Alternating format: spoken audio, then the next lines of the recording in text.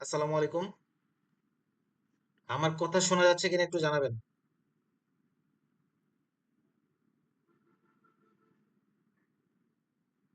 Hello,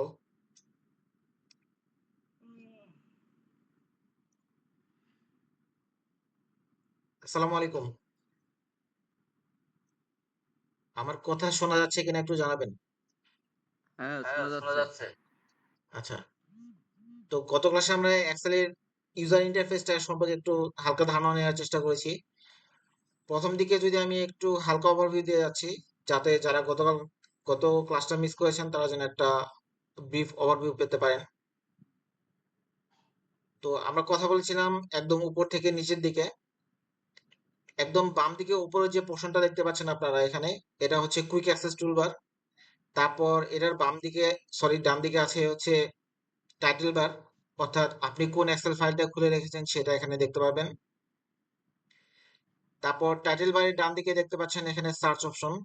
এখানে আমরা বিভিন্ন ধরনের এক্সেলের কমান্ড সার্চ করতে পারি। এক্সেলে কিন্তু অনেকগুলো কমান্ড আছে যেগুলো আমরা আমাদের নর্মাল কাজের জন্য ব্যবহার করে থাকি। তো এই ট্যাব কিংবা মেনু বার থেকে যখন আমরা কমান্ডগুলো সার্চ করতে যাই, দেখা যায় যে অনেক সময় লাগে, অথবা কোন কমান্ডটা কোন ট্যাবে আছে সেটা খুঁজে পেতে ঝামেলা হয়। যার জন্য এক্সেল আমাদেরকে, আমরা যেন কমান্ডগুলোকে ইজিলি অ্যাক্সেস করতে পারি সেই জন্য আমাদেরকে একটা সার্চ অপশনের ব্যবহার সরি সার্চ অপশনের ব্যবস্থা করে দিয়েছে। আমরা এখানে সার্চ করার মাধ্যমে সেই কমান্ডগুলো ইজিলি খুঁজে বের করতে পারবো। যেমন ধরুন আমি যদি ক্লিয়ার কমান্ডটা খুঁজে বের করতে চাই, এখানে আমি জাস্ট শুধু ক্লিয়ার লিখবো। দেখেন অলরেডি চলে আসছে, CLE লিখছি আমি। দেখেন এখানে ক্লিয়ার চলে আসছে, তারপর ক্লিয়ার ফরম্যাট, ক্লিয়ার অল এগুলো চলে আসছে। অর্থাৎ কমান্ডের নাম এখানে সার্চ করার সঙ্গে সঙ্গে সেই কাঙ্ক্ষিত কমান্ডগুলো আমাকে এখানে সর্টেড লিস্ট আকারে দেখাবে। জিনিসটা বোঝা গেছে?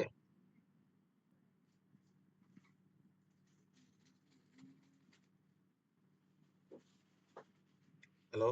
জি স্যার, বুঝতে পারছি। আচ্ছা, তো এবার যদি আমরা একটু ডান দিকে যাই, তাহলে এখানে তিনটা অপশন দেখতে পাবো আমরা।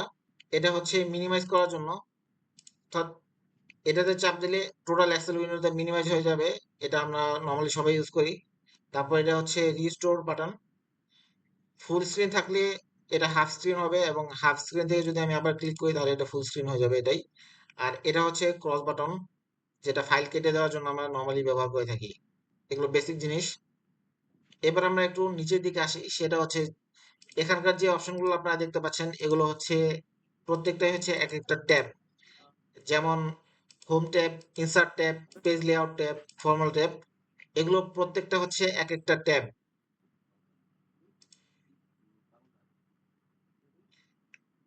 আচ্ছা, এখানে দুইটা ট্যাব রয়েছে যেটা হচ্ছে স্পেশাল, আপনারা যেটা নর্মালি দেখতে পান না আপনাদের কম্পিউটারে। কেউ কি বলতে পারবেন ট্যাব দুইটা কি কি?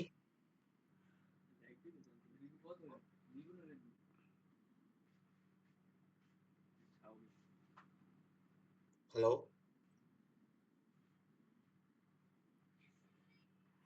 স্যার, আপনার এক্সেলের পার্সেন্টেজটা একটু বড় করেন। মানে ছোট ছোট দেখা যায় অনেক করে। ছোট দেখা যায়? আচ্ছা, এর চেয়ে বড় করে দিলে আপনাদের নিচের দিকে এগুলো বুঝতে সমস্যা হবে। আচ্ছা, আমি বলে দিচ্ছি। এখানে দুইটা স্পেশাল ট্যাব আছে যেটা আপনারা নর্মালি আপনাদের এক্সেলে দেখেন না। সেটা হচ্ছে দেখেন, হোমের বাম দিকে এখানে হাসান নামে একটা আলাদা ট্যাব আছে। এটা কি দেখা যায়?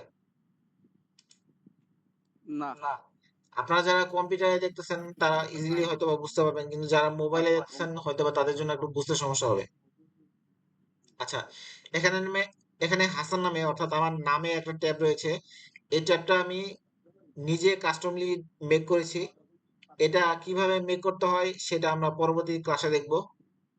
এটা আলাদাভাবে বানানোর একটা উদ্দেশ্য আছে, সেটা হচ্ছে এক্সেলের বিভিন্ন ট্যাবে বিভিন্ন ধরনের কমান্ড থাকে। যে কমান্ডগুলো আমি আমার কাজের জন্য সবচেয়ে বেশি ব্যবহার করি সেই কমান্ডগুলোকে সমষ্টিগতভাবে আমি এই একটা ট্যাবের আন্ডারে নিয়ে এসেছি, যাতে আমার কাজকে আমি ত্বরান্বিত করতে পারি। যেমন ধরেন ডাটা ভ্যালিডেশন, এই কমান্ডটা যদি আমি ইউজ করতে যাই, তাহলে সেক্ষেত্রে আমাকে, দেখেন আমি কিন্তু এই জায়গা থেকে ইউজ করতে পারতেছি। আমি যখন হাসান ট্যাবে থাকতেছি, আমি কিন্তু এই হাসান ট্যাবের ভেতরেই ডাটা ভ্যালিডেশন, তারপরে ইভালুয়েট ফর্মুলা, নেম রেঞ্জ, এগুলা, এই কমান্ড গুলো কিন্তু অ্যাক্সেস করতে পারতেছি। অ্যাকচুয়ালি এই কমান্ড গুলো আছে, যেমন ধরেন ডাটা ভ্যালিডেশন, এই কমান্ডটা আছে হচ্ছে ডাটা ট্যাবের আন্ডারে। আমি যদি এখন ডাটা ট্যাবে যাই, দেখেন কোথায় কোথায়, এই যে এটা হচ্ছে ডাটা ভ্যালিডেশন। দেখেন আমি যখন মাউস ছাড়তেছি তখন এটা দেখাচ্ছে আমাকে এটা কি কি কমান্ড। তো এই কমান্ড গুলো আমি যেহেতু বেশি ব্যবহার করি, তাই এই কমান্ড গুলোকে একসাথে সমষ্টিগতভাবে আমি এই কমান্ড সরি এই রিবনটা তৈরি করেছি। আচ্ছা, তারপরে আছে home tab, insert tab, page layout tab, formula tab. তো উপরের দিকে যে পোর্শনগুলো আছে যেগুলোর উপর আমি ক্লিক করতেছি এখন, এগুলোর নাম কি?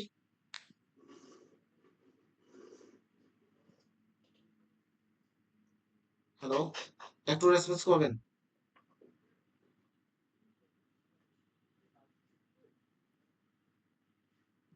এগুলোর নাম তো রিবন রিবন না? না, এগুলোর নাম হচ্ছে tab. Home tab, insert tab, ও আচ্ছা, পেজ লেআউট ট্যাব। আর নিচের গুলা রিবন না? জি, পেজ লেআউটে ক্লিক করার পর যে পোর্শনটা দেখাচ্ছে আমাকে এক্সেল, সেটা হচ্ছে রিবন। আমি কি ক্লিয়ার জিনিসটা? হ্যাঁ হ্যাঁ যেমন ক্লিয়ার। ফর্মুলা ট্যাবে আমি ক্লিক করলাম, এখন নিচের যে পোর্শনটা দেখাচ্ছে এটা হচ্ছে ফর্মুলা রিবন। আর এটা হচ্ছে ট্যাব, উপরের পোর্শনটা হচ্ছে ট্যাব। দেখেন আমি যখন মাউস নিতেছি তখন নিচে একটা গ্রে কালারের একটা বার আসতেছে, এটা হচ্ছে ট্যাব, এই পোর্শনটুকু হচ্ছে ট্যাব।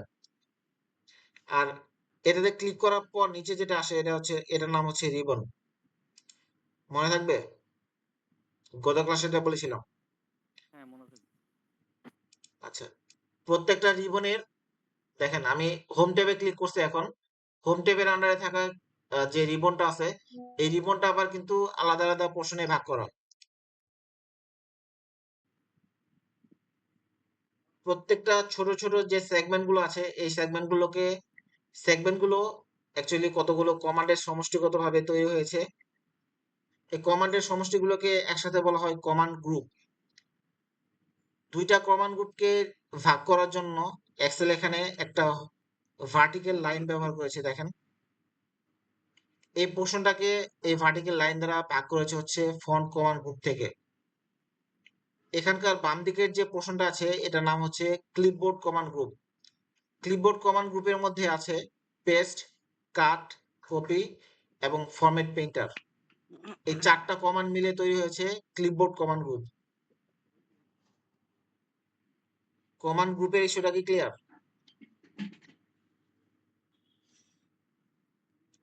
হ্যাঁ হ্যাঁ ক্লিয়ার। স্যার বুঝতে আমি পারছি। আবার একটু দেখাচ্ছি, আবার একটু এক্সপ্লেন করতেছি। যেমন ধরেন ফন্ট রিলেটেড যতগুলো কমান্ড আছে এক্সেলের ভেতর, এগুলো সবগুলো মিলে সমষ্টিগতভাবে এই ফন্ট কমান্ড গ্রুপটা তৈরি হয়েছে। দেখেন ক্লিপবোর্ডের পরে একটা ভার্টিক্যাল লাইন, আবার ফন্টের যে কমান্ড গুলো আছে এর কমান্ড গুলোর ডান দিকে একটা ভার্টিক্যাল লাইন।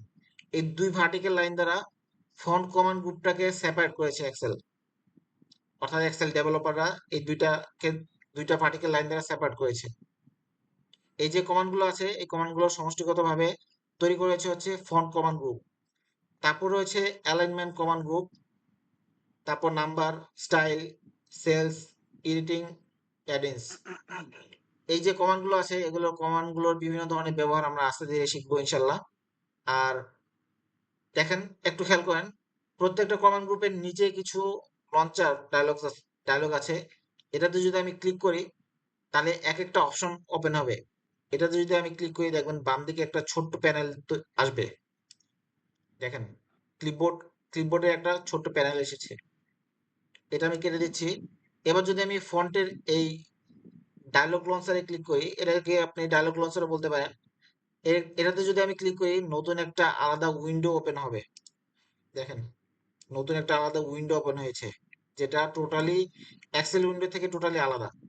আমি কিন্তু এটা আলাদাভাবে জ্যাক করতে পারতেছি। আচ্ছা, এই ধরনের উইন্ডো দুই প্রকার আছে, কে বলতে পারবে এটা? গত ক্লাসে আমি বলেছিলাম। একটাতে ক্লিক করলে এক্সেলে মানে কাজ করা যায় না, আরেকটাতে ক্লিক করলে এক্সেলে মানে দুইটাতেই কাজ করা যায়, এক্সেল শিটেও কাজ করা যায়, এখানেও কাজ করা যায়। এরকম একটা জি, উইন্ডো আছে আর কি। হ্যাঁ জি, এটা হচ্ছে মোডাল উইন্ডো। এখন যেটা দেখতে পাচ্ছেন এটা আপনাদের মুখস্থ কিংবা মনে রাখা লাগবে না, জাস্ট জানার জন্য। এটা হচ্ছে মোডাল উইন্ডো। এটা খোলা থাকা অবস্থায় আপনি এক্সেলের অন্য কোথাও কোনো কাজ করতে পারবেন না। দেখেন আমি কিন্তু ক্লিক করতেছি কিন্তু কোনো কাজ হচ্ছে না, বুঝতেছেন? এটা ক্লোজ না করা পর্যন্ত আমি এক্সেলের অন্য কোথাও কোনো কাজ করতে পারবো না।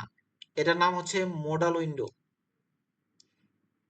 কিন্তু আমি এই ট্যাবের ভিতর, অর্থাৎ এই পপ আপ যে উইন্ডোটা আসছে, এটার ভিতর যে কোনো জায়গায় ক্লিক করতে পারবো। দেখেন যে কোনো জায়গায় আমি ক্লিক করতে পারবো, কিন্তু এটার বাইরে আমি কোথাও ক্লিক করতে পারবো না। এটার বাইরে ক্লিক করতে চাইলে হয় এটা আমাকে ক্লোজ করে দিতে হবে, ওকে, কিংবা ক্যান্সেলের মাধ্যমে ক্লোজ করতে হবে। তা না হলে এই ক্রস সাইন দ্বারা এটা কেটে দিতে হবে। তারপর আমি এক্সেলে অন্য কোথাও ক্লিক করতে পারবো। দেখেন এখন কিন্তু আমি সব করতে পারতেছি। তো আমি আবার দেখাই, এই যখন আপনার ডায়লগ লঞ্চারে আপনি ক্লিক করবেন তখন এই আলাদা উইন্ডোটা ওপেন হবে। এখন আমি এটাকে ড্র্যাগ করতে পারবো কিংবা যে কোনো কিছু করতে পারবো, সেটা হচ্ছে এই ডায়লগ বক্সের ভেতরে, এটার বাইরে আমি কোনো কিছু করতে পারবো না। এখন যদি আমি এটা কেটে দেই তাহলে আমি যে কোনো জায়গায় আবার নর্মাল স্বাভাবিকভাবে কাজ করতে পারবো। আচ্ছা, এবার যদি আমি অ্যালাইনমেন্টের আন্ডারে থাকা এই ডায়লগ লঞ্চারে যদি আমি ক্লিক করি, এটাতে ক্লিক করার পর দেখেন এবার কিন্তু অ্যালাইনমেন্ট অপশনটা খুলেছে। একটু লক্ষ্য করেন এখানে, এবার কিন্তু অ্যালাইনমেন্ট ট্যাব যেটা আছে এটা কিন্তু অ্যাক্টিভ। এই অ্যালাইনমেন্ট ট্যাবটা অ্যাক্টিভ থাকা অবস্থায় আমি এই উইন্ডোটা কেটে দিচ্ছি। এবার আমি যদি নাম্বারের ভেতরে থাকা এই ডায়লগ লঞ্চারে ক্লিক করি, খেয়াল করেন আমি কিন্তু কিছুক্ষণ আগে ছিলাম অ্যালাইনমেন্ট গ্রুপে, সরি অ্যালাইনমেন্ট ট্যাবে। এবার যদি আমি এই নাম্বারে থাকা ডায়লগ লঞ্চারে ক্লিক করি, দেখেন এবার কিন্তু এক্সেল আমাকে সরাসরি অ্যালাইনমেন্টে না নিয়ে নাম্বারে নিয়ে গেছে কিন্তু সরাসরি। বুঝতে পেরেছেন?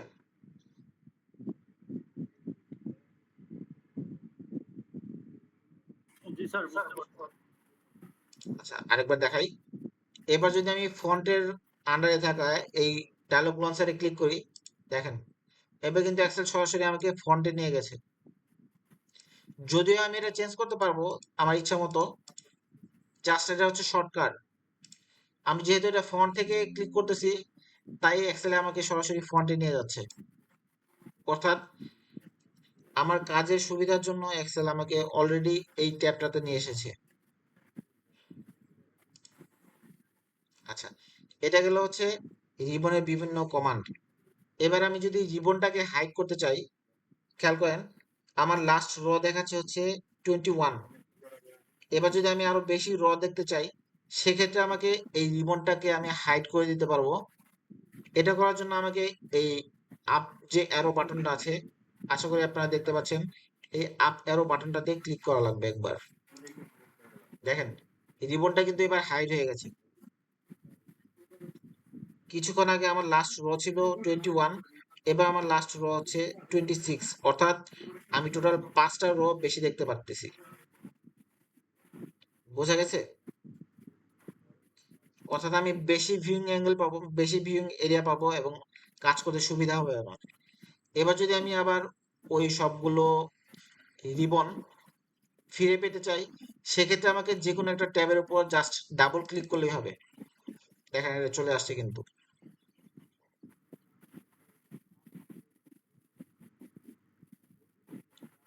বোঝা গেছে?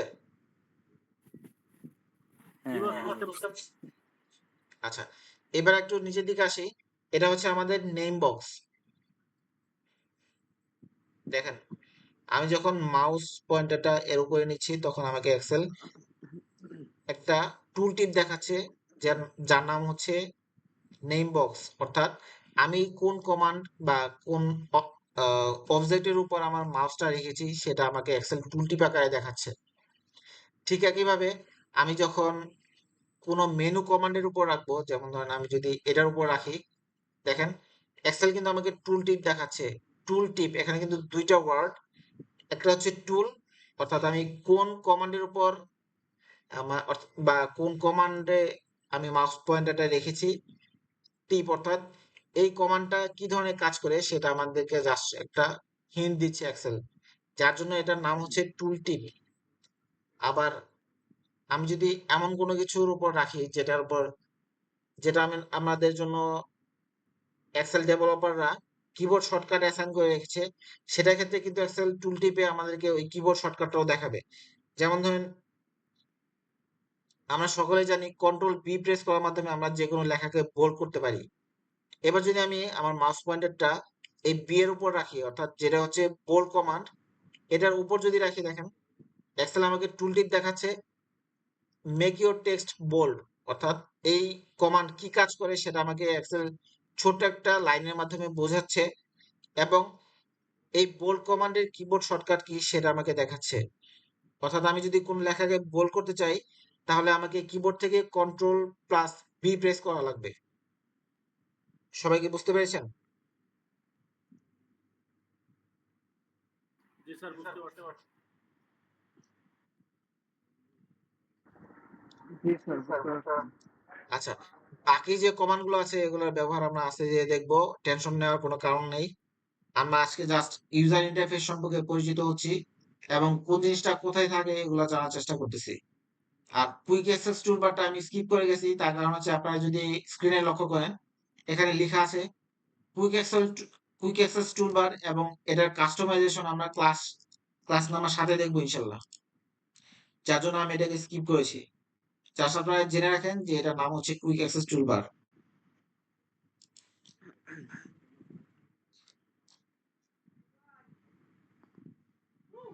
ঠিক আছে স্যার। আচ্ছা, এটা গেল হচ্ছে নেম বক্স। নেম বক্সে কিছু ব্যবহার আছে, আমি সিম্পলি কিছু ব্যবহার দেখাই এখন, অ্যাডভান্স ব্যবহারগুলো আমরা পরবর্তীতে দেখবো আস্তে আস্তে। যেমন ধরেন আমি কোন সেলটাতে অ্যাক্টিভ অবস্থায় আছি, অর্থাৎ আমি কোন সেলটা সিলেক্ট করে রেখেছি সেটা আমরা নেম বক্সের মধ্যে দেখতে পাবো।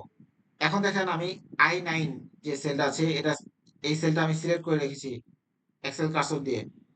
এবার যদি আমি H3 সেলটা সিলেক্ট করি, দেখেন আমি H3 সেলটা সিলেক্ট করলাম। এবার দেখেন আমি যদি নেম বক্সের দিকে তাকাই, আমার সিলেক্টেড সেল কোনটা সেটা আমাকে নেম বক্সে দেখাচ্ছে।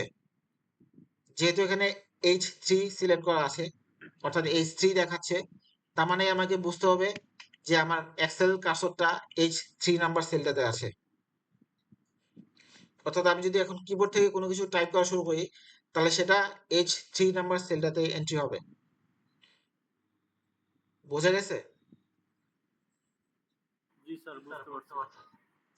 আচ্ছা, নেম বক্সের আরেকটা কাজ আছে, সেটা হচ্ছে যেমন ধরেন আমি যদি আপনাকে বলি যে X100 সেল, X100 সেলে কোনো প্রবলেম আছে, তো সেক্ষেত্রে আমাকে মাউস কার্সর বা মাউস স্ক্রোল হুইল অথবা এই হরাইজন্টাল বারগুলো স্ক্রোল করার মাধ্যমে আমাকে X100 সেলটাতে যেতে হবে। তো আমি যদি খুব শর্টকাটে X100 সেলটাতে যেতে চাই, সেক্ষেত্রে আমাকে এই নেম বক্সের মধ্যে টাইপ করতে হবে X100। এবার যদি আমি কিবোর্ড থেকে এন্টার প্রেস করি, খেয়াল করেন আমার লাস্ট কলাম হচ্ছে S এবং লাস্ট রো হচ্ছে 21। যেহেতু আমি নেম বক্সে X100 লিখেছি, এবার যদি আমি কিবোর্ড থেকে এন্টার প্রেস করি, দেখেন এক্সেল কিন্তু সরাসরি আমাকে X100 সেলটাতে নিয়ে গেছে। আমি ইজিলি এখানে নেভিগেট করতে পারতেছি এই নেম বক্সটার মাধ্যমে। অর্থাৎ কেউ যদি আমাকে বলে যে সে ফর এক্সাম্পল 1M150 যে সেলটা আছে এই সেলটাতে কি ডাটা আছে এটা চেক করো, আমি জাস্ট এখানে M150 লেখার মাধ্যমে যদি কিবোর্ড থেকে এন্টার প্রেস করি, তাহলে এক্সেল সরাসরি আমাকে M150 এই সেলটাতে নিয়ে যাবে। বুঝতে পারছেন? জি স্যার, বুঝতে পারছি। হ্যাঁ, বুঝছি। আচ্ছা,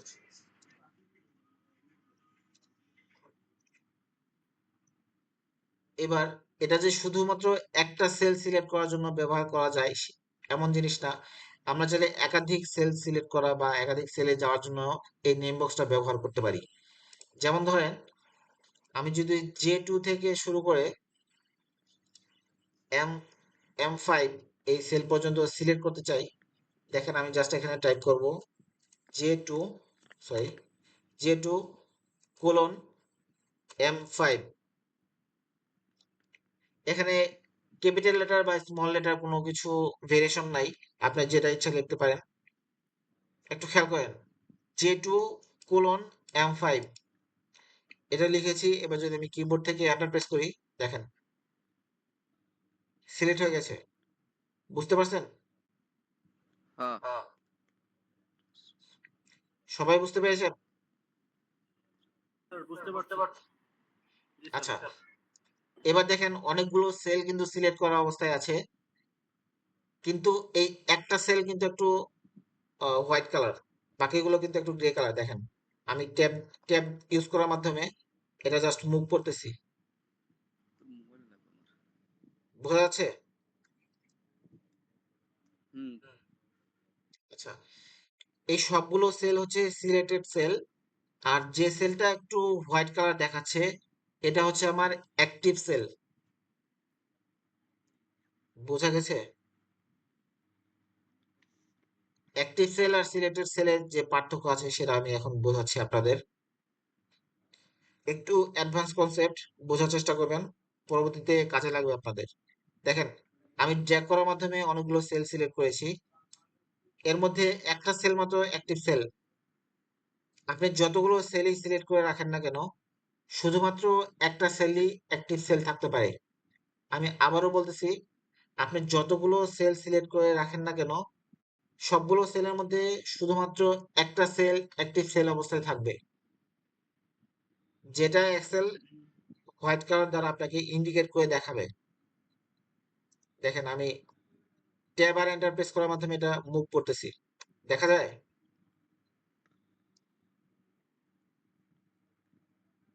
হ্যালো?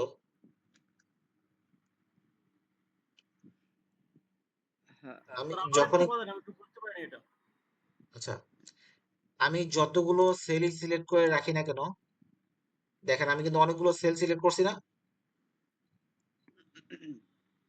হ্যাঁ।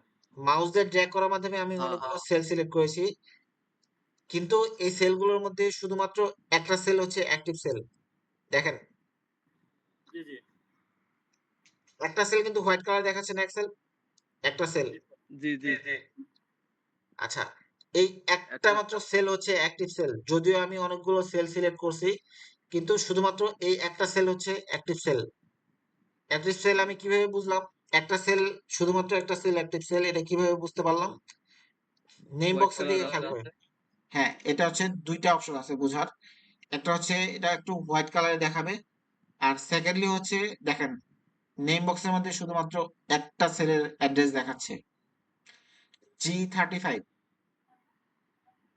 খেয়াল করেন, এখন যে সেলটা হোয়াইট কালার দেখাচ্ছে এই সেলটা হচ্ছে G35 সেল। এবার এবার খেয়াল করেন অ্যাক্টিভ সেল আর সিলেক্টেড সেলের তফাৎটা কি। আমি যখনই কিবোর্ড থেকে কোনো কিছু টাইপ করব, সরাসরি ওই অ্যাক্টিভ সেল যেটা ছিল সেই সেলটাতে ডাটা এন্ট্রি হবে। এবার যদি আমি এন্টার প্রেস করে দেখেন, যে সেলটা অ্যাক্টিভ ছিল সেই সেলটাতে শুধুমাত্র ডাটা এন্ট্রি হয়েছে। বোঝা গেছে? স্যার বুঝতে হ্যাঁ পারছি। হ্যাঁ বুঝছি। আচ্ছা, এবার আমি এন্টার প্রেস করলাম এবং কিবোর্ড থেকে এখন ডিলিট প্রেস করতেছি। এবার আর একটা মজার জিনিস দেখেন, কি বলছে একটু আগে, যে সেলটা অ্যাক্টিভ থাকবে সেই সেলটাতে এক্সেল প্রথমে ডাটা এন্ট্রি করবে। আমি কিবোর্ড থেকে 2 প্রেস করতেছি এখন, দেখেন শুধুমাত্র G37 সেলটাতে, নেম বক্সের দিকে খেয়াল করেন, G34 G37 সেলটাতে আমি এখন 2 এন্ট্রি করেছি। কার্সরটা কিন্তু এখন এখানে ব্লিঙ্ক করতেছে, অর্থাৎ আমি এই সেলের এডিট মোড থেকে বের হই নাই। এবার যদি আমি কিবোর্ড থেকে কন্ট্রোল এন্টার প্রেস করি, একটু ভালোভাবে লক্ষ্য করেন, কিবোর্ড থেকে যদি আমি কন্ট্রোল এন্টার প্রেস করি, দেখেন সবগুলো সেলেই 2 এন্ট্রি হয়েছে। তফাৎটা বুঝতে পেরেছেন? আমি কিবোর্ড থেকে কন্ট্রোল জেড মানে আনডু প্রেস করেছি, আবারও দেখাচ্ছি। দেখেন আমি যখন কিবোর্ড থেকে 5 এন্টার করলাম এবং কিবোর্ড থেকে শুধুমাত্র এন্টার প্রেস করলাম, শুধুমাত্র একটা সেলে ডাটা এন্ট্রি হয়েছে। এবার যদি আমি সবগুলো সেলে, অর্থাৎ যতগুলো সেল আমি সিলেক্ট করে রেখেছি সবগুলো সেলে যদি একটা সেম ডাটা এন্ট্রি করতে চাই, সেক্ষেত্রে জাস্ট আমাকে কন্ট্রোল এন্টার প্রেস করা লাগবে। যেমন ধরেন আমি যদি এবার কিবোর্ড থেকে 12 প্রেস করি, 12 লিখলাম। এবার যদি আমি এন্টার প্রেস না করে কন্ট্রোল ধরে এন্টার প্রেস করি, তাহলে যতগুলো সেল সিলেক্টেড অবস্থায় ছিল সবগুলো সেলে 12 এন্ট্রি হয়ে যাবে অটোমেটিকলি। খেয়াল করেন, আমি কিবোর্ড থেকে এন্টার প্রেস করতেছি এখন। বুঝতে পেরেছেন? হ্যাঁ, বুঝতে পারছি। আচ্ছা, এই জিনিসটা এই কনসেপ্টটা আয়ত্ত করার জন্য আপনাদেরকে প্র্যাকটিক্যালি এটা প্র্যাকটিস করতে হবে। প্র্যাকটিস না করা পর্যন্ত কিন্তু বুঝতে পারবেন না।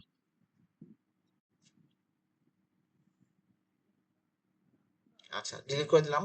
এবার আমাদের টপিকে ফিরে আসি। স্যার আমার একটা প্রশ্ন আছে। জি, আমার বলেন। মাঝে নেট গেছিল তো বুঝতে পারি না। সেটা হলো যে আমি যখন সিলেক্ট করব মনে করেন এক্সেলে ঘরগুলো, তো আমি হ্যাঁ, তো সিলেক্ট করার পরে আমি যে কোনো একটা সিলেক্টটা ফ্রিজ করে থাকার অপশনটা কি? সরি, বুঝতে পারিনি। সিলেক্টর ফ্রিজ করে থাকার অপশন বলতে? মানে সিলেক্ট করলে পর আমি যদি মনে করেন কোনো একটা অক্ষর লিখি, তারপরে হ্যাঁ, ইন্টার দিলে তো মনে করেন সিলেক্টটা শেষ হয়ে যায়। সিলেক্টটা শেষ হবে না তো। এটাই তো দেখালাম এতক্ষণ। আপনি যেমন ধরেন অনেকগুলো সেল একসাথে সিলেক্ট করে রাখছেন, তাই না? হ্যাঁ, অনেকগুলো সিলেক্ট করছি। আচ্ছা, সেল সিলেক্ট করে রাখছেন। নরমালি আমরা যেটা করি সেটা হচ্ছে আমরা যেখান থেকে সিলেকশন শুরু করি, সেই ফার্স্ট যে সেলটা আছে এই সেলটাই নরমালি হোয়াইট কালার হয়ে থাকে। আমরা যেটা সচরাচর দেখে থাকি। আমি জাস্ট ট্যাব প্রেস করার মাধ্যমে এই অ্যাক্টিভ সেলটাকে চেঞ্জ করেছিলাম। এবার দেখেন আমার ফার্স্ট যে সেলটা আছে এই সেলটা হচ্ছে অ্যাক্টিভ সেল। এবার যদি আমি কিবোর্ড থেকে 25 এন্টার করি এবং কিবোর্ড থেকে যদি কন্ট্রোল এন্টার প্রেস করি, দেখেন সবগুলো সেলেই আমার 25 এন্টার হয়েছে। এটা অটো এন্টার মানে হবে। মানে ট্যাবের মাধ্যমে এদিক সেদিক মানে পরবর্তীতে নিয়ে নেছেন আর কি, ব্যাপারটা এরকম। হ্যাঁ, জাস্ট আমি ট্যাব প্রেস করার মাধ্যমে শুধু ট্যাব প্রেস আমি করলে ডান দিকে যাবে সিলেকশন, আর সেটা আমি শিফট ধরে ট্যাব প্রেস করলে বাম দিকে যাবে। আর আমি যদি উপর এন্টার প্রেস করি তাহলে নিচের দিকে আসবে। আর যদি শিফট ধরে এন্টার প্রেস করি তাহলে উপর দিকে যাবে, দেখেন। এবার আমি শিফট ধরে এন্টার প্রেস করতেছি। ঠিক আছে স্যার, এটা তো আমার সেটাই জানার ছিল। আচ্ছা,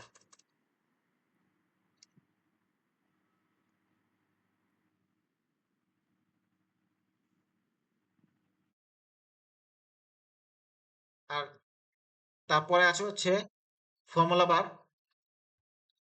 আমরা যদি কোনো সেল সিলেক্ট করে রাখি সেই সেলে কি ডাটা এন্ট্রি করা আছে সেটা আমরা এই ফর্মুলা বারের মাধ্যমে দেখতে পারি।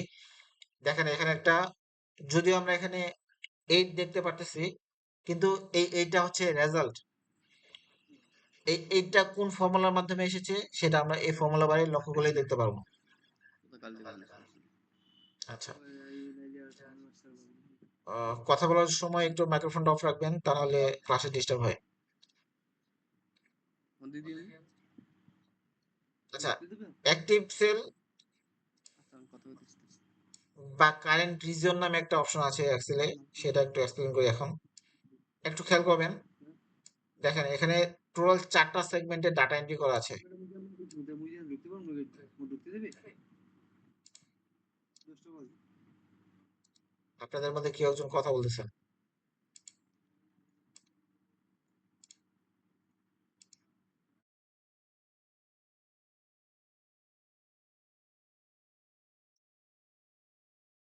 আচ্ছা, একটু খেয়াল করেন, এখানে কিন্তু 4টা সেগমেন্টে ডাটা এন্ট্রি করা আছে, অর্থাৎ 4টা ভাগে ডাটা এন্ট্রি করা আছে। মাঝখানে দেখেন এই এন যে কলামটা আছে এই এন কলামের ভেতর কোনো ডাটা নাই। আবার এই 15 নাম্বার যে রটা আছে এটাতে কোনো ডাটা নাই। কারেন্ট রিজন নামে একটা টার্ম আছে এক্সেলে। এবার যদি খেয়াল করেন, আমি যেহেতু এই উপরের বাম দিকে যে সেগমেন্ট আছে এই সেগমেন্টের ভেতর আছি, আমার কিন্তু 15 নাম্বার যে রটা আছে এবং এন যে কলামটা আছে এটা হচ্ছে, এই পোর্শনটুকু হচ্ছে খালি। তাই এই পোর্শনটুকু বাকি যে ডাটা আছে এটা থেকে আলাদা, যেহেতু এখানে একটা ডাটা ব্রেক পয়েন্ট আছে, অর্থাৎ মাঝখানে কোনো ডাটা নাই। এবার যদি আমি যে কোনো একটা সেল সিলেক্ট করার মাধ্যমে কিবোর্ড থেকে কন্ট্রোল এ প্রেস করি, তাহলে শুধুমাত্র উপরের যে সেগমেন্ট আছে সেই সেগমেন্টটুকুই সিলেক্ট হবে। বাকি যে 3টা সেগমেন্ট আছে এই 3টা সেগমেন্ট কিন্তু সিলেক্ট হবে না। জিনিসটা কি বুঝতে পেরেছেন? জি স্যার, হ্যাঁ, বুঝতে হ্যাঁ। পারছি। জি স্যার, বুঝতে পারছি। তার কারণ হচ্ছে এখানে একটা ডাটা ব্রেক পয়েন্ট আছে, অর্থাৎ মাঝখানে কোনো ডাটা নাই, যার জন্য এক্সেল ধরে নিতেছে যে এই ডাটা এই ডাটাটুকু আর এই ডাটাটুকু টোটালি আলাদা দুইটা ডাটা। বুঝতে পারছেন? আচ্ছা, যেহেতু দুইটাতে 25 দেওয়া আছে আপনারা কনফিউজ হয়ে যেতে পারেন, তার জন্য আমি এটা চেঞ্জ করে দিলাম। আর এটাও চেঞ্জ করে দিচ্ছি, 6 জায়গায় 7 দিয়ে দিলাম। এখানে যে সবসময় 25 থাকতে হবে এমন না, কিংবা এখানে যে সবসময় 20 থাকতে হবে এমন না। জাস্ট আমি কাজটা সহজ করার জন্য একটু আগে যেটা দেখালাম আমি আপনাদের, জাস্ট কাজটা সহজ করার জন্য আমি যে কোনো একটা র্যান্ডম ডাটা এন্ট্রি করছি এখানে, আর কিছুই না। মূল টপিকটা হচ্ছে এখানে ডাটা ব্রেক পয়েন্ট, অর্থাৎ মাঝখানে ফাঁকা আছে, এটা হচ্ছে আমার মূল আলোচনার বিষয়। আচ্ছা, এবার আমি এই সেগমেন্টটাতে আবার মাস পয়েন্ট এক্সেল কার্সরটা রাখছি। এবার যদি আমি কিবোর্ড থেকে কন্ট্রোল এ প্রেস করি, দেখেন শুধুমাত্র উপরের বাম দিকের যে সেগমেন্টটা আছে এই সেগমেন্টটা সিলেক্ট হয়েছে। এবার যদি আমি কিবোর্ড থেকে আবারও কন্ট্রোল এ প্রেস করি, খেয়াল করেন, একটু খেয়াল করেন, এখানে বোঝার জিনিস আছে একটা। এবার আমি ডান দিকে যে সেগমেন্টটা আছে এটা সিলেক্ট করলাম, অর্থাৎ সেগমেন্টের যে কোনো একটা সেলে আমি এক্সেল কার্সরটা রাখছি। এবার যদি আমি কিবোর্ড থেকে কন্ট্রোল এ প্রেস করি, তাহলে ডান দিকে যে উপরের সেগমেন্টটা আছে এটা সিলেক্ট হয়েছে। এবার যদি আমি কিবোর্ড থেকে আবার কন্ট্রোল এ প্রেস করি, দেখেন এবার কিন্তু সম্পূর্ণ শীট সিলেক্ট হয়ে গেছে। দেখেন সম্পূর্ণ শীট সিলেক্ট হয়েছে। বুঝতে পারছেন? জি স্যার, বুঝতে পারছি। সম্পূর্ণ শীট সিলেক্ট করার জন্য আমাকে কিন্তু দুইবার কন্ট্রোল এ প্রেস করা লাগছে, যেহেতু আমি একটা ডাটা সেগমেন্টের ভিতরে ছিলাম। এবার খেয়াল করেন, আমি যদি ডাটা সেগমেন্টের বাইরে থাকি, অর্থাৎ ডাটা নাই, আশেপাশে কোনো ডাটা নাই এমন যদি একটা সেল সিলেক্ট করি, এবার কিন্তু আমি কন্ট্রোল এ একবার প্রেস করলেই কিন্তু সম্পূর্ণ শীট একবারে সিলেক্ট হবে। খেয়াল করেন, কন্ট্রোল এ আমি একবার প্রেস করলাম, দেখেন সম্পূর্ণ শীট সিলেক্ট হয়েছে। কিন্তু আমি যখন একটা ডাটা সেটের ভিতর, অর্থাৎ বা ডাটা সেগমেন্টের ভিতর এক্সেল কার্সরটা রাখবো এবং কিবোর্ড থেকে কন্ট্রোল এ একবার প্রেস করব, তখন শুধুমাত্র যে ডাটা সেগমেন্ট আছে, অর্থাৎ কারেন্ট রিজিয়ন যেটাকে বলে এক্সেলে, তখন শুধুমাত্র কারেন্ট রিজিয়নটুকু সিলেক্ট হবে। তো কারেন্ট রিজিয়নে থাকা অবস্থায় আমি যদি টোটাল শীটটা সিলেক্ট করতে চাই, সেক্ষেত্রে আমাকে কন্ট্রোল এ দুইবার ক্লিক করতে হবে। দেখেন আমি দুইবার ক্লিক করেছি, দুইবার ক্লিক করার মাধ্যমে আমি টোটাল শীটটা সিলেক্ট করতে পেরেছি। এবার যেহেতু মাঝখানে একটা ডাটা গ্যাপ ছিল, যার জন্য এক্সেল এই পোর্শনটাকে আলাদা ভেবেছে। এখন আমি যদি এই দুইটাকে একই ডাটা সেট বোঝাতে চাই, তার মানে আমি এই এন কলামের ভেতর যে কোনো একটা সেলে ডাটা এন্ট্রি করলেই হবে। দেখেন এই দুই এন্ট্রি করেছি, এই দুই দ্বারা এখন এক্সেল বুঝে নেবে যে এই ডাটার মধ্যে কোনো ব্রেক পয়েন্ট নাই। এবার যদি আমি এখানে থাকা অবস্থায় কন্ট্রোল এ প্রেস করি, দেখেন কিছুক্ষণ আগে কিন্তু শুধুমাত্র বাম দিকের যে পোর্শনটা ছিল এটা সিলেক্ট হইতেছিল, এখন কিন্তু ডান দিকের পোর্শনটা সহ সিলেক্ট হয়েছে। বুঝতে পেরেছেন? জি স্যার, বুঝতে পারছি। কারণ ওই যে কোনো ব্ল্যাঙ্ক নাই তো, যার কারণে পুরোটা নিয়ে নিয়েছে আর কি। হ্যাঁ, ব্যাপারটা এরকম। এখানে যেহেতু এখন কোনো ব্ল্যাঙ্ক নাই, তাই এক্সেল সম্পূর্ণটাকে একটা ডাটা সেট ভাবতেছে। এবার আমি যদি এই দুইটাকে ডিলিট করে দেই, আবার দেখেন সেম আগের মতো ব্যবহার করবে। দেখছেন? এবার যদি আমি এখানে যে কোনো একটা ডাটা এন্ট্রি করি, এবার যদি আমি কিবোর্ড থেকে আবারও কন্ট্রোল এ প্রেস করি, দেখেন সম্পূর্ণটা আবার একসাথে সিলেক্ট করে নিয়েছে, যেহেতু আমি এন কলামের ভেতরে একটা ডাটা এন্ট্রি করছি এবার। ঠিক আছে? একইভাবে রো এর ক্ষেত্রেও সেম,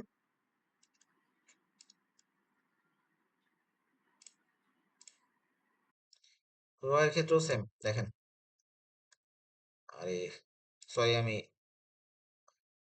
ভুলবশত শুধু কন্ট্রোল এস প্রেস করতেছি। কন্ট্রোল এ প্রেস করলাম, দেখেন নিচেরটা সহ সিলেক্ট করেছে, তার কারণ হচ্ছে এখানে ডাটা ব্রেক পয়েন্ট নাই। আমি যদি এই দুইটাকে ডিলিট করে দিই, তাহলে একটা ডাটা ব্রেক পয়েন্ট তৈরি হবে। তখন এক্সেল ভেবে নেবে যে নিচেরটা সহ ঠিক একই ডাটা সেট, তখন নিচেরটা সহ সিলেক্ট করে নেবে। আচ্ছা, এবার আসেন এই রিবনের ভেতর যে কমান্ড গুলো আছে, এগুলো কিভাবে আমরা কিবোর্ড শর্টকাটের মাধ্যমে অ্যাক্সেস করতে পারবো সেটা সেটা দেখবো এখন। আচ্ছা, কিবোর্ড শর্টকাটের মাধ্যমে কমান্ড গুলোকে অ্যাক্সেস করার জন্য আমাদেরকে সর্বপ্রথম কিবোর্ড থেকে অল্টার প্রেস করতে হবে। একটু ভালোভাবে লক্ষ্য করবেন, এখন দেখেন এখানে কিন্তু এক্সট্রা কোনো লেটার সাইন এক্সেল দেখাচ্ছে না আমাদেরকে। আমি এখন কিবোর্ড থেকে অল্টার প্রেস করতেছি, দেখেন কিছু লেটার চলে আসছে না, দেখা যাচ্ছে? জি স্যার, হ্যাঁ। আচ্ছা, এবার আমি এটা সরানোর জন্য কিবোর্ড থেকে এস্কেপ প্রেস করতেছি। আমি যখন আবারও কিবোর্ড থেকে অল্টার প্রেস করতেছি, দেখেন আবারও লেটার চলে আসছে। এবার যদি আমি হোম ট্যাবের আন্ডারে থাকা কোনো কমান্ডকে অ্যাক্সেস করতে চাই, সেক্ষেত্রে আমাকে কিবোর্ড থেকে এইচ প্রেস করতে হবে। খেয়াল করেন, যেহেতু আমি অল্টার প্রেস করেছিলাম এবং এই ট্যাবগুলোর উপর এই লেটারগুলো দেখাচ্ছে, এখন যদি আমি কিবোর্ড থেকে এইচ প্রেস করি, শুধুমাত্র এখনই আমার এই কমান্ডগুলো কাজ করবে, যেহেতু আমি কিছুক্ষণ আগে ট্যাব সরি অল্টার প্রেস করেছি। এখন যেহেতু আমি এখন যেহেতু আমি হোম ট্যাবের আন্ডারে থাকা বিভিন্ন কমান্ডকে অ্যাক্সেস করতে চাই, সেই জন্য আমাকে এইচ প্রেস করতে হবে। দেখেন এক্সেল আমাকে এখানে দেখাচ্ছে এইচ, অর্থাৎ হোম ট্যাবে যেতে চাইলে আমাকে এইচ প্রেস করতে হবে। দেখেন কিবোর্ড থেকে আমি মাত্র এইচ প্রেস করেছি। এবার দেখেন আবারও এই কমান্ডগুলোকে অ্যাক্সেস করার জন্য বিভিন্ন লেটারের কম্বিনেশন দেখাচ্ছে আমাকে, বুঝতে পারতেছেন? জি স্যার। আচ্ছা, আমি যদি এই লেখাগুলোকে আমি কিবোর্ড থেকে এস্কেপ প্রেস করতেছি, আবার এস্কেপ প্রেস করলাম, এই লেখাগুলোকে যদি আমি বোল্ড করতে চাই, সবগুলো সিলেক্ট করে নিলাম। খেয়াল করেন, আপনি যদি কোনো কিছু করতে চান অর্থাৎ বোল্ড, ইটালিক বা আন্ডারলাইন, সেটা করার জন্য কিংবা ফন্টের কালার চেঞ্জ, তারপর ফিল কালার চেঞ্জ, ফন্টের টাইপ পরিবর্তন, তারপর ফন্টের সাইজ পরিবর্তন, এগুলো সবকিছু যদি আপনি করতে চান, প্রথমে আপনাকে যেটার উপরে আপনি চেঞ্জ গুলো আনতে চান সেটা আপনাকে সিলেক্ট করে নিতে হবে। আমি এটা বোল্ড করতে চাই, তাই আমি এটাকে মাউস দিয়ে ড্র্যাগ করার মাধ্যমে সিলেক্ট করে নিলাম। এবার আমি কিবোর্ড শর্টকাটের মাধ্যমে এটাকে বোল্ড করব। খেয়াল করেন, আমি সিম্পলি কন্ট্রোল বি প্রেস করার মাধ্যমে, যেটা হচ্ছে কিবোর্ড শর্টকাট, বোল্ড করার কিবোর্ড শর্টকাট, কিবোর্ড শর্টকাটের মাধ্যমে আমি কন্ট্রোল বি এর মাধ্যমে এটাকে বোল্ড করতে পারবো, আবার কন্ট্রোল বি প্রেস করার মাধ্যমে এটাকে আনবোল্ড করে দিতে পারবো, অর্থাৎ নর্মাল অবস্থায় ফিরিয়ে আনতে পারবো। এবার আমি আপনাদেরকে দেখাবো এই মেনু কমান্ডের মাধ্যমে কিভাবে আপনারা এটাকে বোল্ড এবং আনবোল্ড করতে পারবেন। খেয়াল করেন, আমি এটাকে সিলেক্ট করে রেখেছি, এবার কিবোর্ড থেকে অল্টার প্রেস করতেছি, অল্টার প্রেস করলাম। এবার যেহেতু এই বোল্ড কমান্ড হোম ট্যাবের আন্ডারে আছে, তাই আমাকে হোম ট্যাবে অ্যাক্সেস করতে হবে। এবার যদি আমি কিবোর্ড থেকে এন প্রেস করি, তাহলে এক্সেল আমাকে এন ট্যাবে নিয়ে যাবে, অর্থাৎ ইনসার্ট ট্যাবে নিয়ে যাবে। যেহেতু বোল্ড করতে যাচ্ছি আমি এবং বোল্ড কমান্ডটা আছে হচ্ছে হোম ট্যাবের আন্ডারে, তাই আমাকে এখন কিবোর্ড থেকে এইচ প্রেস করতে হবে। যদিও এটা অ্যাক্টিভ ট্যাব, তারপরেও আমাকে এইচ প্রেস করা লাগবে, কারণ হচ্ছে আমি এক্সেলকে বোঝাতে চাই যে আমি হোম ট্যাবের আন্ডারে থাকা যে কমান্ডগুলো আছে সেই কমান্ডগুলোকে অ্যাক্সেস করতে যাচ্ছি। বোঝা গেছে? কনসেপ্টটা ক্লিয়ার? জি স্যার, বুঝতে পারছি। আচ্ছা, জি এবার স্যার, আমি বুঝতে পারছি। এবার আমি কিবোর্ড থেকে এইচ প্রেস করলাম, দেখেন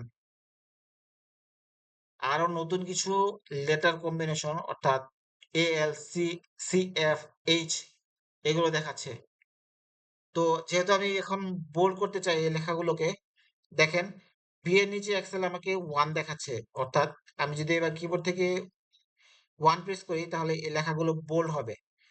তো আমি কিবোর্ড থেকে 1 প্রেস করার আগে আপনাদের দৃষ্টি আকর্ষণ করতে চাই, সেটা হচ্ছে আপনারা যদি এই বোল্ড কমান্ডটার দিকে খেয়াল করেন, দেখেন এটার চারদিকে কিন্তু এখন কোনো বর্ডার নাই। খেয়াল করেন একটু ভালো করে, দেখতে পারতেছেন? জি স্যার। আচ্ছা, এবার যদি আমি কিবোর্ড থেকে 1 প্রেস করি, দেখেন এটার চারদিকে একটা বর্ডার চলে আসবে। কিবোর্ড থেকে আমি এখন 1 প্রেস করলাম, দেখেন চারদিকে একটা বর্ডার চলে আসছে না? জি স্যার। এটার মানে হচ্ছে এক্সেল আমাকে বোঝাচ্ছে যে আমি যে ডাটাগুলোকে সিলেক্ট করে রাখছি, এই ডাটাগুলোতে বোল্ড যে কমান্ডটা আছে এই কমান্ডটা কাজ করতেছে। বুঝতে পারছি? জি স্যার। আচ্ছা, এবার যদি আমি এগুলোকে আনবোল্ড অথবা স্বাভাবিক অবস্থায় নিতে চাই, সেক্ষেত্রে আমাকে আবারও just sorry control B press করলেও হবে, যেটা হচ্ছে বোল্ড আনবোল্ডের কিবোর্ড শর্টকাট। অথবা আমি যদি মেনু কমান্ডের মাধ্যমে অ্যাক্সেস করতে চাই, সেক্ষেত্রে আমাকে আবারও অল্টার প্রেস করতে হবে। যেহেতু বোল্ড কমান্ডটা আমার হোম ট্যাবের আন্ডারে অবস্থিত, তাই আমি কিবোর্ড থেকে এইচ প্রেস করব। এবার আমি কিবোর্ড থেকে 1 প্রেস করার মাধ্যমে এই বোল্ড অর্থাৎ বোল্ড কমান্ডটা যেহেতু এখন অ্যাক্টিভ অবস্থায় আছে, এটা আমি ডিঅ্যাক্টিভ করতে চাই, অর্থাৎ বোল্ডটা উঠিয়ে দিতে চাই এবং এই লেখাগুলোকে স্বাভাবিক অবস্থায় নিতে চাই। তাই আমি এখন কিবোর্ড থেকে আবারও 1 প্রেস করব। এবার খেয়াল করবেন এই যে চারদিকে যে বর্ডারটা আছে এই বর্ডারটা চলে যাবে, অর্থাৎ এক্সেল আমাকে বোঝাবে যে বোল্ড কমান্ডটা আর অ্যাক্টিভ অবস্থায় নাই। দেখেন 1 প্রেস করছি, সঙ্গে সঙ্গে চলে গেছে কিন্তু এটা, এবং আমার লেখাগুলো আবার পার্শ্ববর্তী যে লেখাগুলো আছে এটার মতো স্বাভাবিক হয়ে গেছে, বোল্ড অবস্থায় নাই। টোটাল কনসেপ্টটা ক্লিয়ার? জি স্যার, বুঝতে পারছি। সবাই বুঝতে পারছেন? জি স্যার, বুঝতে পারছি। আচ্ছা,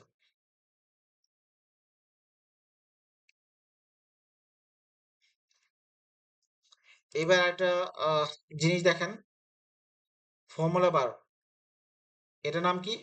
দেখেন এক্সেল আমাকে কিন্তু টুল টিপ দেখায় ফর্মুলা বার, এটার নাম হচ্ছে ফর্মুলা বার।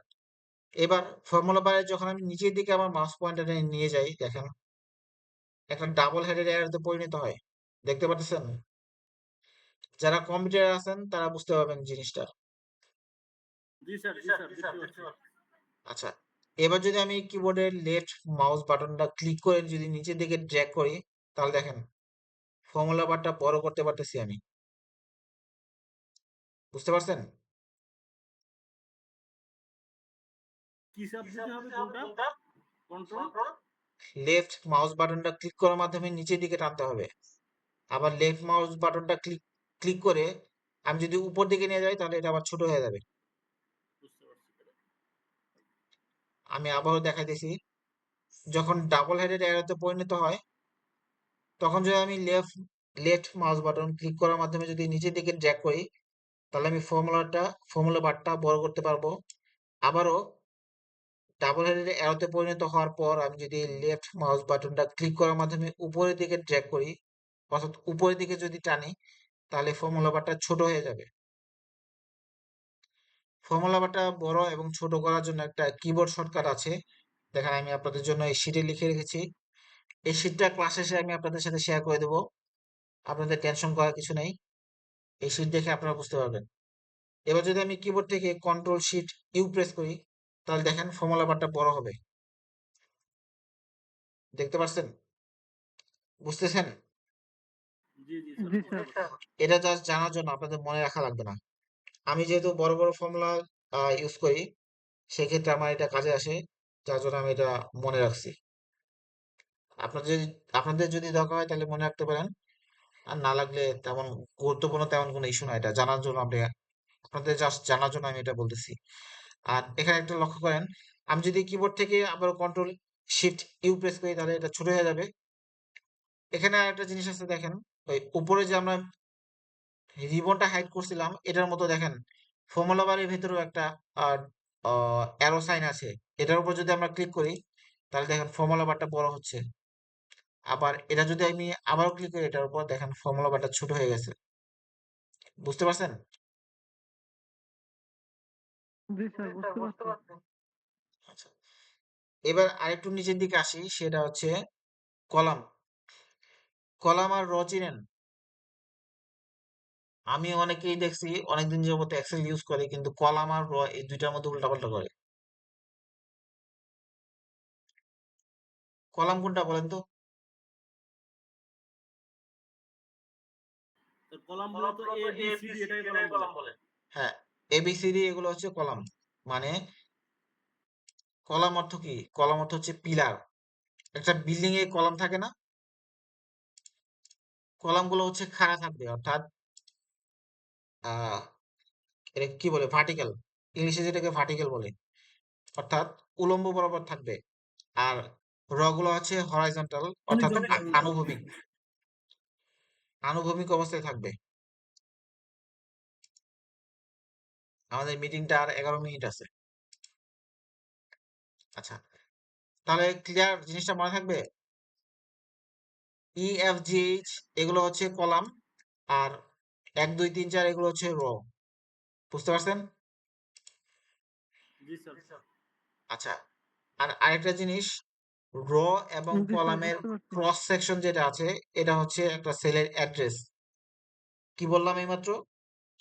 র এবং কলামের ক্রস সেকশন যেটা আছে সেটা হচ্ছে ওই কলামের অ্যাড্রেস। যেমন ধরেন এই সেলটার নাম H41 হয়েছে কেন? আমি যদি আরো বাম দিকে ধরি, দেখেন এই সেলটার নাম কত? কে বলতে পারবে এই স্যার সেলটার এটা নাম? হচ্ছে বি 38। হ্যাঁ, B38। এটার নাম B38 হয়েছে কেন? এটা কে বলতে পারবে? স্যার বি কলাম এবং রয়ের যে একসাথে যেখানে যেটা মিলন হয়েছে ওটাই আর কি। হ্যাঁ, সাব্বাস। এখানে দেখেন, এখানে বি কলাম এবং 38 নম্বর র, এই দুইটার ক্রস সেকশন হচ্ছে এই সেলটা, যার জন্য এটার নাম হয়েছে B38। বুঝতে পারছেন? এটাও কিন্তু একটা গুরুত্বপূর্ণ কনসেপ্ট এক্সেলের ভেতর। জি স্যার। আচ্ছা, এবার যদি আমি এই সেলটা সিলেক্ট করি, এই সেলটার নাম হচ্ছে D39। তার কারণ হচ্ছে এটা ডি কলাম এবং 39 অর্থাৎ 39 রয়ের ভিতর অবস্থিত, যার জন্য এটার নাম হচ্ছে D39। আশা করি আপনারা জিনিসটা ক্লিয়ার হতে পেরেছেন। আচ্ছা, র জি এবং স্যার। কলামে এসে গেল। জি স্যার। এবার চলেন স্ক্রোল বার নিয়ে একটু কথা বলি। এই উপর থেকে নিচের দিকে যাওয়ার যে স্ক্রোল বারটা আছে এটাকে বলা হয় ভার্টিক্যাল স্ক্রোল বার। ভার্টিক্যাল অর্থাৎ উলম্ব, মানে খাড়াখাড়ি যে কলামটা থাক, সরি স্ক্রোল বারটা থাকবে এটা হচ্ছে ভার্টিক্যাল স্ক্রোল বার। আর আহ, আনুভূমিক অর্থাৎ হরাইজন্টাল যে স্ক্রোল বারটা আছে এটার নাম হচ্ছে হরাইজন্টাল স্ক্রোল বার। আচ্ছা, এখন হরাইজন্টাল স্ক্রোল বারের বাম দিকে দেখেন তিনটা ডট আছে। এই তিনটা ডটে মাউসের লেফট বাটন দ্বারা আমি ক্লিক করার মাধ্যমে ড্র্যাগ করে দেখেন সবগুলো শীটের নাম আমি হাইড করে দিতে পারতেছি। এটা কিন্তু একটা ট্রিক।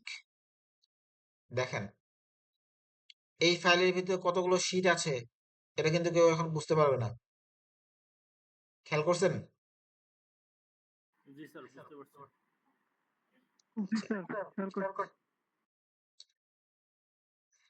এই ফাইলের ভিতরে কি বলছি, এখন কিন্তু এই ফাইলের ভিতরে কতগুলো শীট আছে এটা কিন্তু কেউ বুঝতে পারবে না সহজে। আচ্ছা, আবার যদি আমি এই তিনটা ডটের উপর মাউসের লেফট বাটন দ্বারা দেখেন ডাবল হেডেড অ্যারোতে পরিণত হয়েছে এটা। এবার যদি আমি কিবোর্ড, সরি, লেফট মাউস বাটনে ক্লিক করার মাধ্যমে এটা যদি ডান দিকে ড্র্যাগ করি, দেখেন হরাইজন্টাল স্ক্রোল বারটা আপনার সিঙ্ক করতেছে অর্থাৎ ছোট হচ্ছে, এবং যতগুলো শীট ছিল আমি সবগুলো শীট এখন দেখতে পারতেছি। আচ্ছা, এবার চলেন শীট নিয়ে একটু কথা বলি।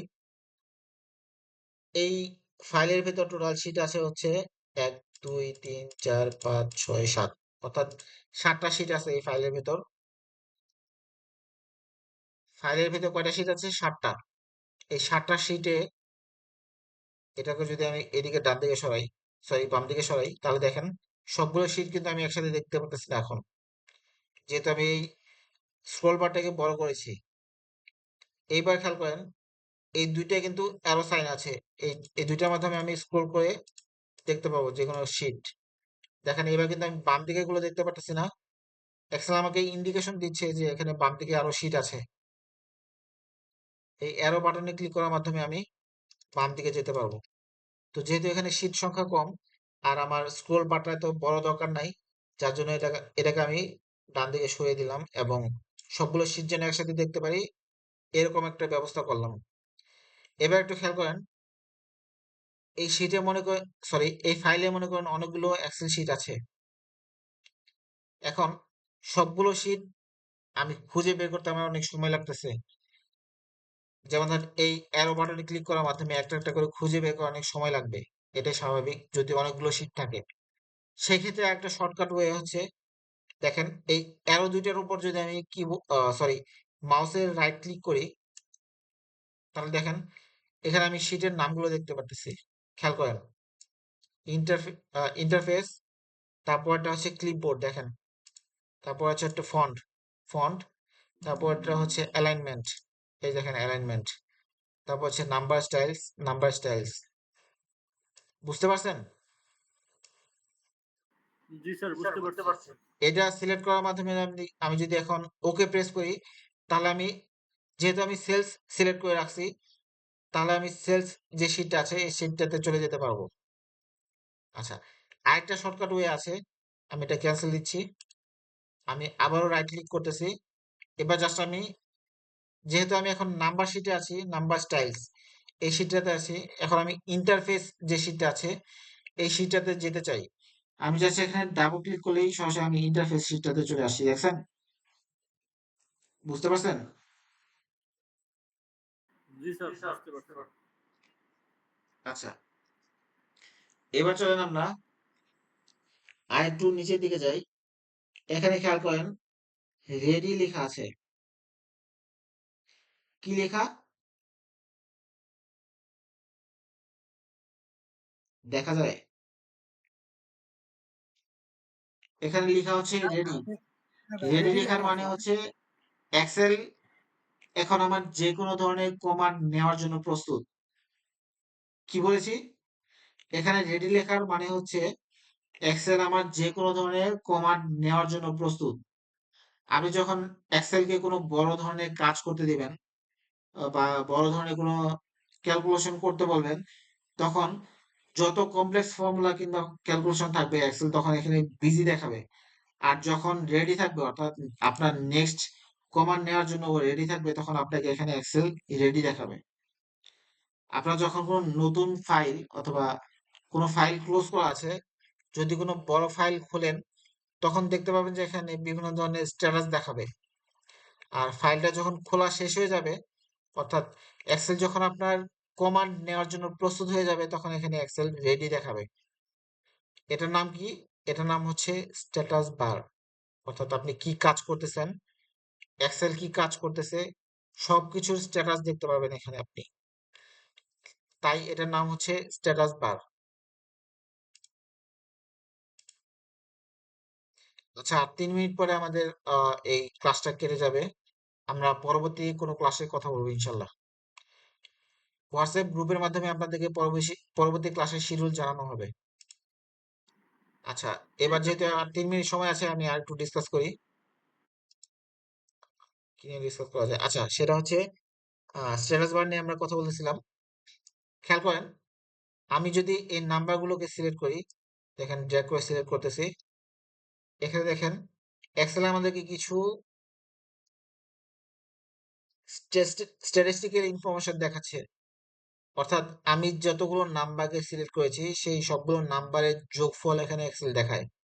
তারপর যতগুলো সেলে ডাটা আছে সেই সেলগুলো, অর্থাৎ কতগুলো সেলে ডাটা আছে সেই সেলগুলোর কাউন্ট এখানে এক্সেল আমাকে দেখাচ্ছে। বুঝতে পারছেন? আর যতগুলো ডাটা স্যার আমি বুঝছি। সিলেক্ট করেছি এই সবগুলো ডাটার এভারেজ কত এক্সেল আমাকে এখানে দেখাচ্ছে। যেহেতু সবগুলো ডাটাই 22, তাই এক্সেল আমাকে এখানে 22ই দেখাচ্ছে। আমি যদি আরো কতগুলো সেল সিলেক্ট করি, দেখেন এবার এভারেজটা ডিফারেন্স দেখাচ্ছে। তার কারণ হচ্ছে আমি একাধিক টাইপের ডাটা সিলেক্ট করেছি, অর্থাৎ একটা 22, একটা 20, একটা 7 আর একটা 6। অর্থাৎ এই সবগুলো নাম্বারের এভারেজ হচ্ছে 16.308। আর টোটাল 94টা সেলে ডাটা এন্ট্রি করা আছে। বাকি যে ব্ল্যাঙ্ক গুলো দেখতে পাচ্ছেন এই ব্ল্যাঙ্ক গুলো কিন্তু এখানে এক্সেল কাউন্টে আনছে না। অর্থাৎ যে সেলগুলোতে ডাটা এন্ট্রি করা আছে শুধুমাত্র সেগুলোই দেখাচ্ছে। আর সাম দেখাচ্ছে হচ্ছে 1533। অর্থাৎ আমি যে নাম্বারগুলোকে সিলেক্ট করেছি এই নাম্বারগুলোর যোগফল হচ্ছে 1533। আর এর ডান দিকে আছে হচ্ছে,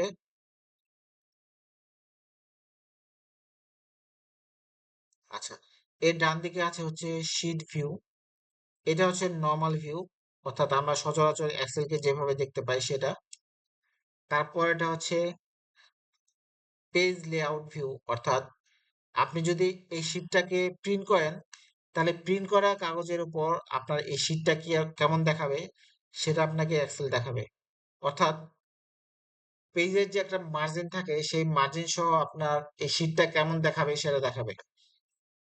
সেকেন্ড যে অপশনটা, এই অপশনটার তফাৎটা কি? আমি কিন্তু এইমাত্র বললাম, সবাই কি খেয়াল করেছিলেন?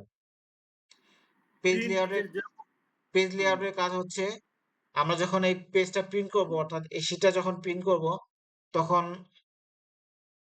পেজের যে বর্ডার গুলো আছে সেই বর্ডার গুলো সহ প্রিন্ট আউট কপিটা কেমন আসবে জাস্ট সেটার একটা ওভারভিউ আমাদেরকে এক্সেল দেখাবে। আর এটা হচ্ছে পেজ ব্রেক প্রিভিউ। এটার তফাৎটা হচ্ছে মার্জিন ছাড়া কোন পেজে কতটুকু প্রিন্ট হবে এক্সেল সেটা আমাদেরকে এখানে দেখাবে। সরি, আমি আবার অন দিয়ে দেখাচ্ছি। এখন যদি আমি সরাসরি প্রিন্টে ক্লিক করি এবং যদি প্রিন্ট কমান্ডটা ক্লিক করি, দেখেন এখানে টোটাল 3টা শীট প্রিন্ট হবে। অর্থাৎ কি কি প্রিন্ট হবে এক্সেল সেটা আমাদেরকে এখানে একটা জাস্ট ওভারভিউ দিচ্ছে। এটাতে কিন্তু পেজ বর্ডার কিংবা মার্জিন টার্জিন এগুলো দেখাচ্ছে না। কিন্তু আমি যখন পেজ লেআউটে যাব তখন মার্জিন সহ দেখাবে। দেখেন এই যে এখানে গ্যাপ দেখাচ্ছে, দেখতে পারতেছেন?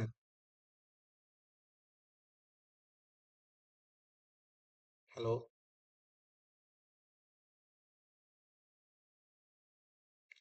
বুঝতে পারতেছেন?